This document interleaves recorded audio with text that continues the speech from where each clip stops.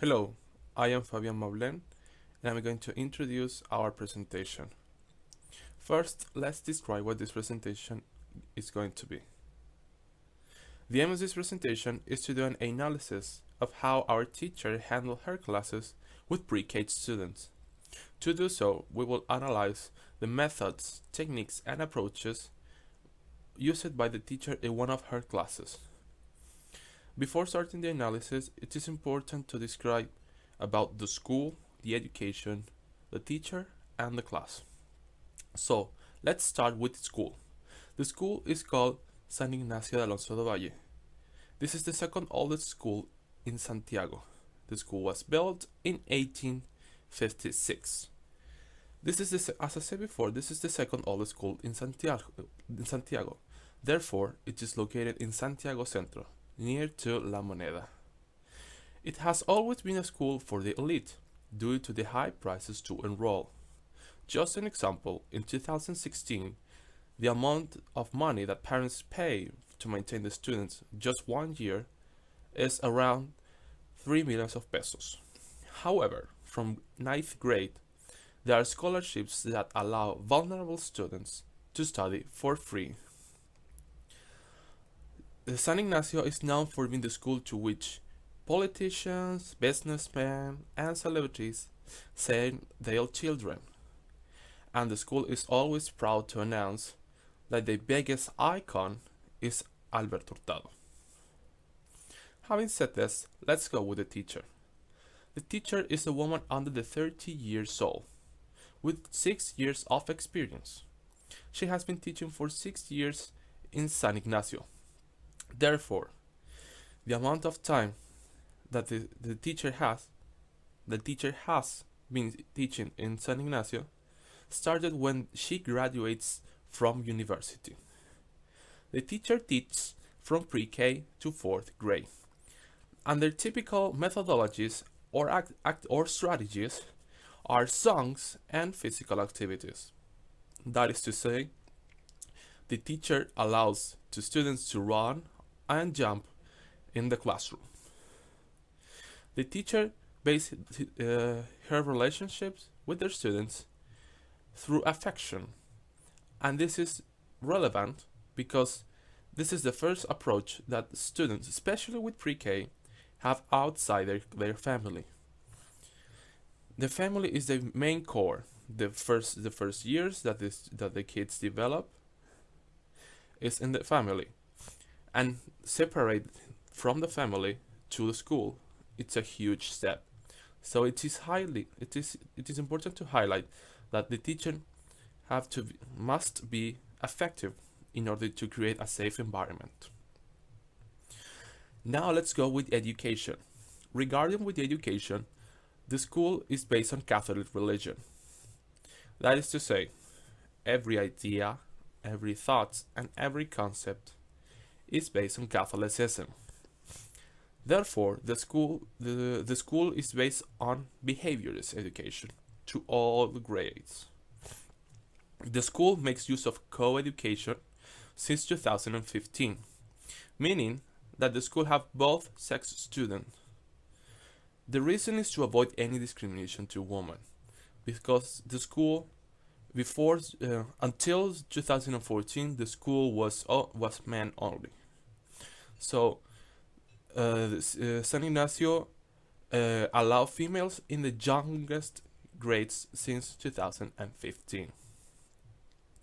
And the last point is the class. The observed class for this situation is pre-K.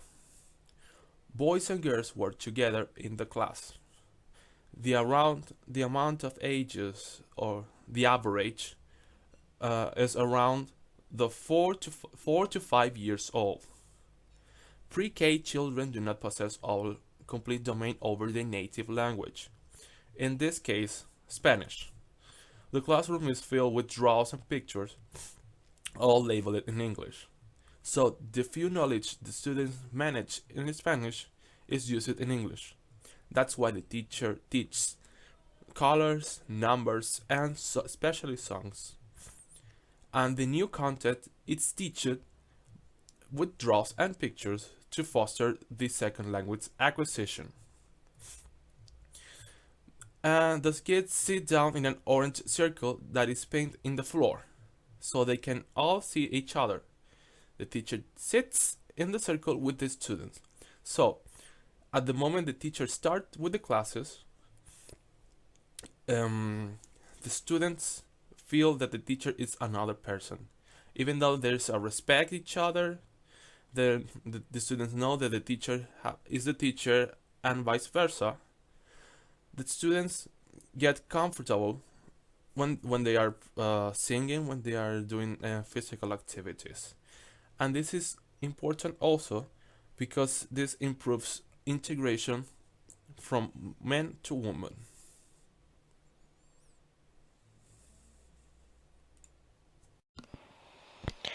My name is Claudia and I'm going to start my presentation with the methodology of the research. Well, I have been attending the pre-K classes since April 2016. I have been writing in my personal journal about the experiences that I have observed during my ELAB.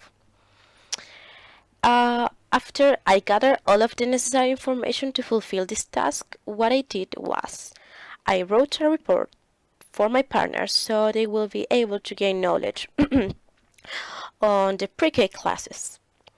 I wrote all of the parts of the classes. I wrote the videos, songs, how the teacher says hi, how the teacher says goodbye, and all of the necessary information. As a consequence of this, all of the information displayed here is what I have observed. A few times I asked my teacher about the pre-K classes, but most of the time, all of the information was gathered by me and my observation. What we did was a qualitative research. This qualitative research was an ethnographic research, which this type of research is concerned with behaviors and relationships within a group. In this case will be the pre-K students and the teacher. I used the participant observation method because I was part of the class, I was participating, I was interacting and helping the teacher, but at the same time I was gathering information to fulfill this task. And all of the examples, videos, image, and songs were gathered from internet because for obvious reasons we couldn't record the students. I'm going to define approach, method, and technique. According to Anthony, an approach is a set of correlative assumptions dealing with the nature of language learning and language teaching. A method for him is an overall plan for the orderly presentation of the teaching material or the language material. Now, technique is defined as a strategy or trick to accomplish an immediate objective. In this case, an immediate objective in the classroom. We found many approaches and methods in the pre-K classes.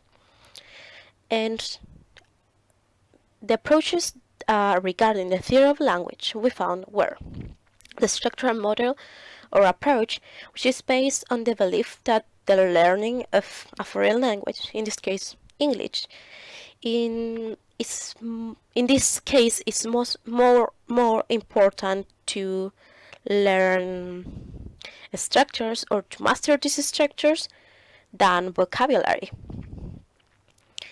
So regarding the structural approach, we found two methods.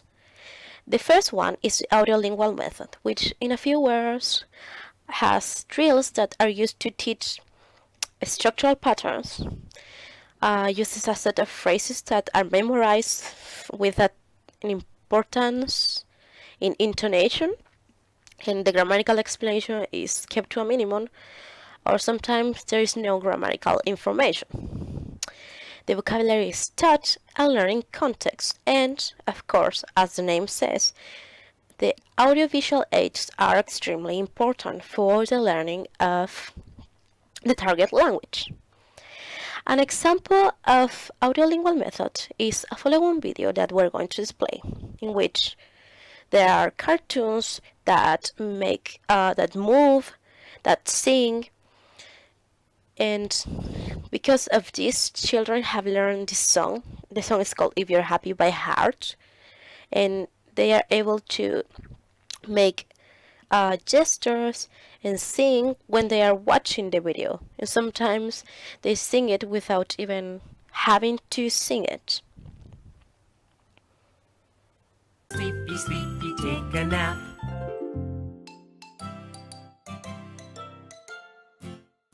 If you're happy, happy, happy, clap your hands. The second method is the total physical response.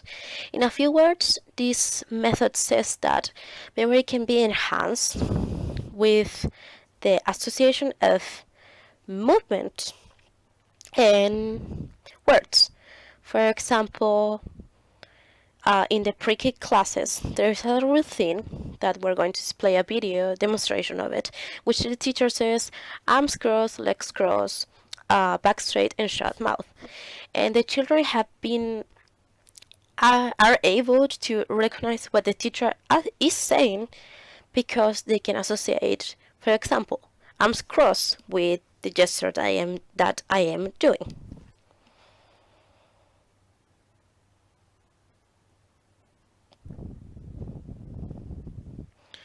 Other approach that we found is the lexical model.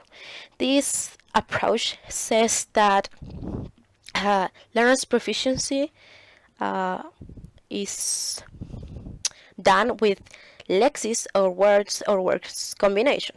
It is based that it is most important to comprehend or produce lexical phrases or chunks.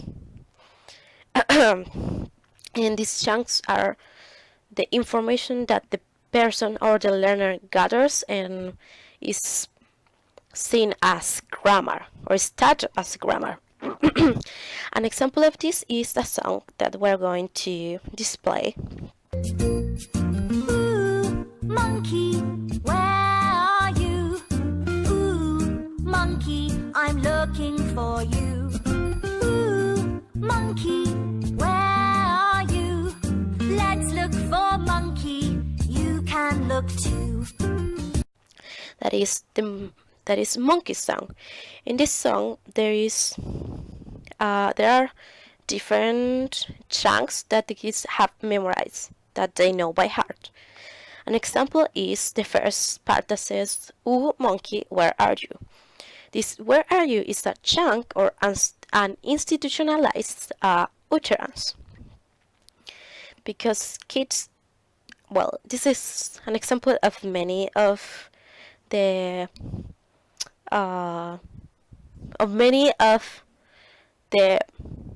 things that happen during the class, because kids have learned different patterns by heart, but this is one example. And they have learned chunks that are part of the song, and they are able to sing it, and they might not know what this means, but they are able to use it in context.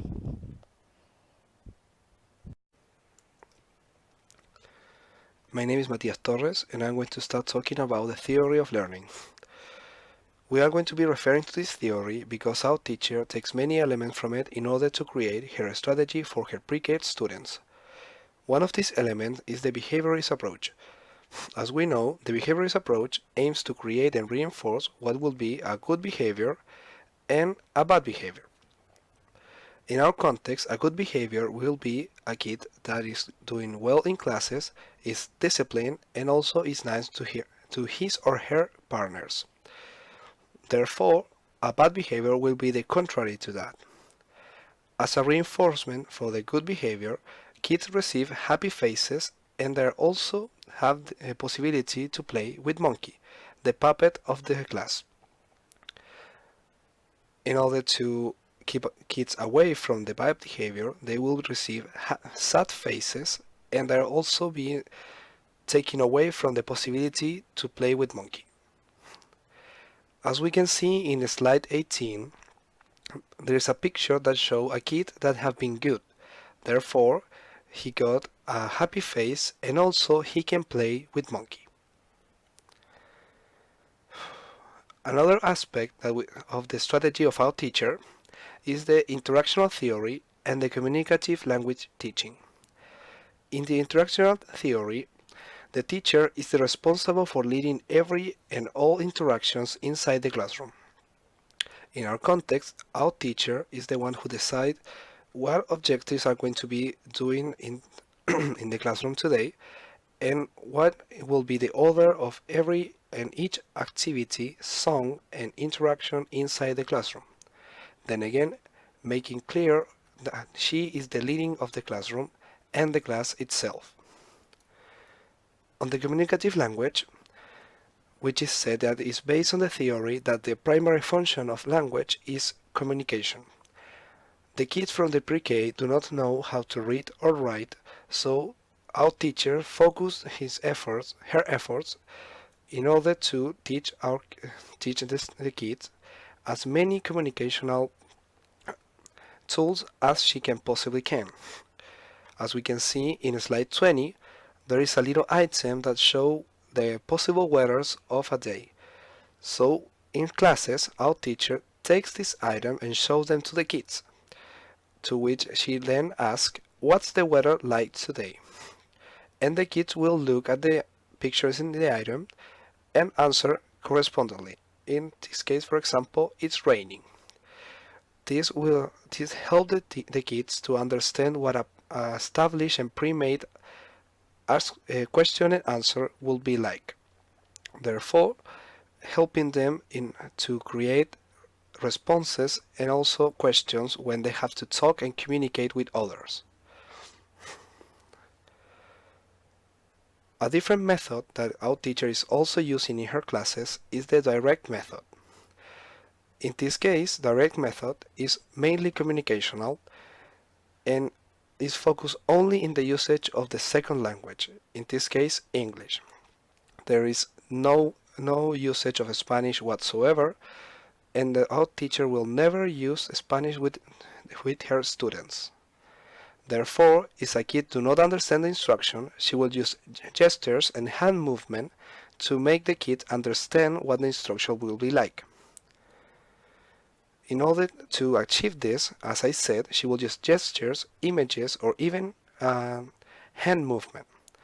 Other techniques that our teacher uses in her classes will be visual aids, singing and movement, repetition, avoidance of native language, and rewards. In visual aids, we can see back again to the slide 20, the item she used to exemplify what it will be the question, what is the weather like today? She also would use songs as Monkey's song and others related with movement as the one that showed before, that is, you're happy, clap your hands.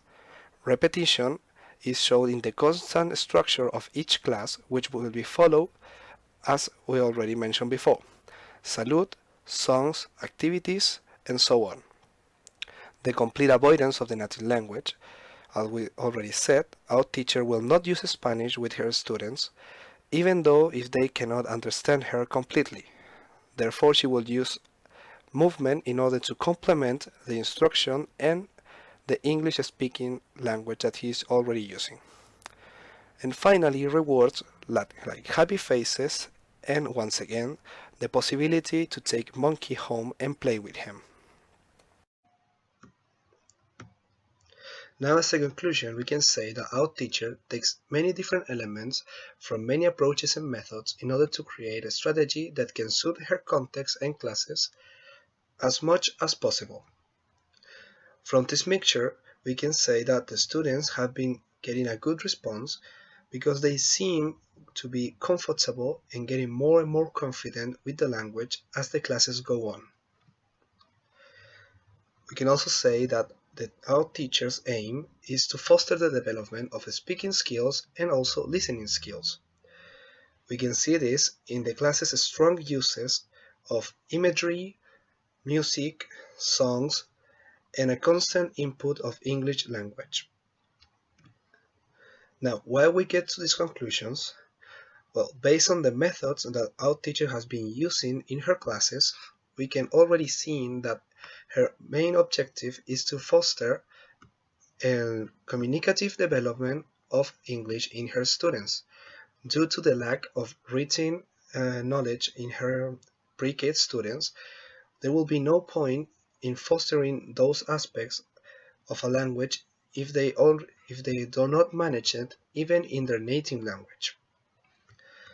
Now we can see that in her classes, then again, in order to get to our conclusion, we see her using speaking skills and listening skills, fostering only those two already named skills in her students, thanks to the help of visual aids, songs, and then again the imagery and the constant input in English that she provides to her students. Thank you very much for listening, and I hope you enjoy our presentation.